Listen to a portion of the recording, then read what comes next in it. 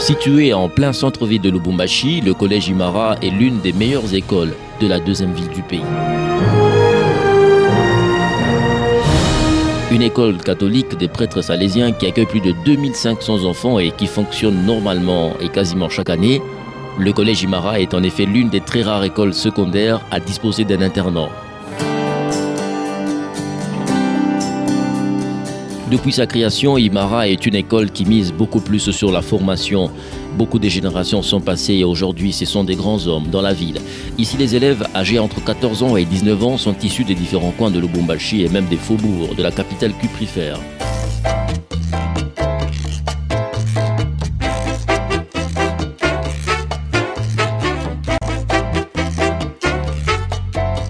Au regard de la qualité de l'enseignement et de la discipline qui y vit, plusieurs parents souhaitent envoyer leurs enfants à Imara.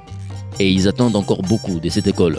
Il ne s'agit pas de l'internat comme d'autres, mais c'est avec un cachet particulier, comme Salésien Don Bosco.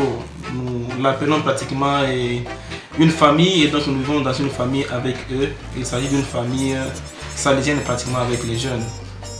Nous avons commencé cette année avec pratiquement 24 internes au début, venant des différentes classes, de première jusqu'en sixième, comme je l'ai dit déjà. À Imara, l'accent est beaucoup plus mis sur la formation des enfants futurs cadres du pays, et cela dans une discipline incontestable. Ils ont un règlement qu'ils suivent, donc qui avait été proposé déjà au début de l'année, qu'ils suivent. Ce règlement a été expliqué et a été signé même par les internes, non, par les parents des internes eux-mêmes, et donc ils en connaissent déjà quelque chose.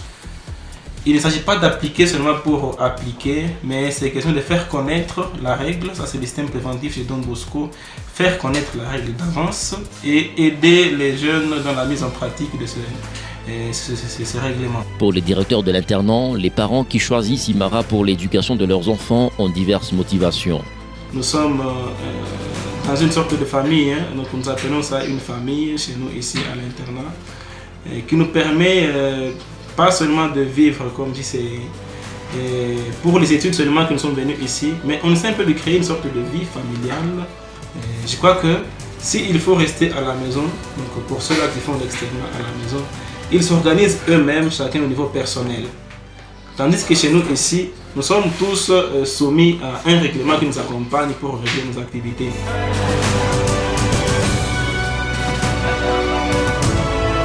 En cette période d'examen, les internes sont soumis à un horaire particulier. Les examens, je les prépare généralement en 3 phases, surtout pour les examens à venir. C'est-à-dire, je me réveille déjà à 5 heures juste, et à 5 heures juste, j'ai le temps de me laver, de faire ma petite douche et en profiter, anticiper avec les études. C'est-à-dire, je commence de 5h15 à 6h juste, et je refais encore la même phase, c'est-à-dire de 17h à 19h. Puis de 20h à 22h. Ce qui a changé en moi, c'est la manière dont je répartis les heures d'études surtout, et la manière dont je disponibilise mon temps pour la concentration à l'école. Je m'organise en plusieurs étapes. D'abord, je commence par celle du matin, qui est à peu près 1 heure d'études pour nous, et aussi les après-midi de 17h à 19h, et aussi le soir, donc de 20h à 22h. Ici, les internes ont leur façon de vivre et la discipline constitue pratiquement le mot de passe pour rester dans ce milieu.